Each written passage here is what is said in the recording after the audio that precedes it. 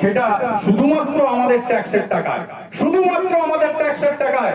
আপনি আমি সকালবেলা বাজার করতে যাব, পয়সা থাকছে না, অথচ আপনার পাশের বাড়ি যে সরকারি চাকরি করছে সে কিন্তু বেমালুম ইলিশ মাছ আর গলদা চিংড়ি আর নিয়ে চলে আসছে, পমফ্রেট নিয়ে চলে আসছে। লজ্জা লাগে এটা, এটা লজ্জা লাগে। আপনার আমার ট্যাক্সের টাকায় তার বাড়িতে ভালো মন্দ রান্না হচ্ছে, আর আমরা আলু ছাড়া ভাত খেয়ে দেখবো, আলু সেদ্ধ ভাত খেয়ে থাকবো আমরা।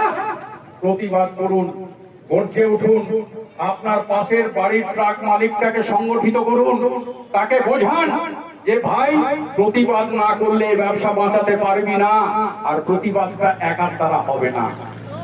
আপনি একা প্রতিবাদ করতে যাবেন, নন ভ্যালুয়েবল সেকশনে কেস দিয়ে আপনাকে ঢুকিয়ে দেবে। লজ্জা লাগে এই সরকার, লজ্জা, এটা মনে সবার লজ্জা। তাই খুব বিক্ষোভ অনেক